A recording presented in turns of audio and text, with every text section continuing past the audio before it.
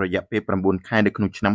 2025កំពុងផែនស្វ័យយ័តក្រុងព្រះសីហនុសម្រេចពេលផ្ទុកបរិមាណកុងតឺន័របានជិត1 លាន TEU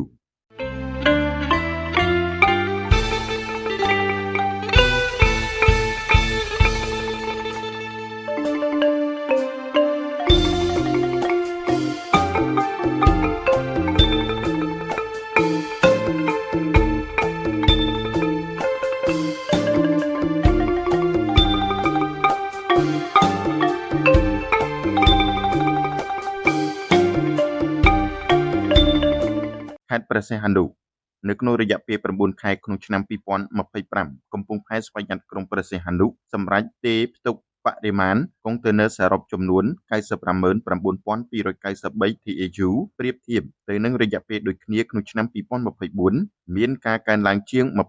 26% នៅក្នុងនោះបរិមាណកុងតឺន័រនាំចូលមានចំនួន 498,080 TEU និងបរិមាណកុងតឺន័រនាំចេញមានចំនួន 461,213 TEU ឯកឧត្តម លូ កំឈុន ប្រតិភូរាជរដ្ឋាភិបាលកម្ពុជាទទួលបន្ទុកជាប្រធានអគ្គនាយកកំពង់ផែស្វ័យយ័តក្រុងព្រះសីហនុមានប្រសាសន៍ថាជារៀងរហូតមកកំពង់ផែស្វ័យយ័តក្រុងព្រះសីហនុតែងតែទទួលបាននូវការគាំទ្រលើកទឹកចិត្តនិងអនុសាសន៍ណែនាំដ៏ភ្លឺស្វាងបំផុតពីសម្ដេចអគ្គមហាសេនាបតីតេជោ ហ៊ុនសែនប្រធានព្រឹទ្ធសភា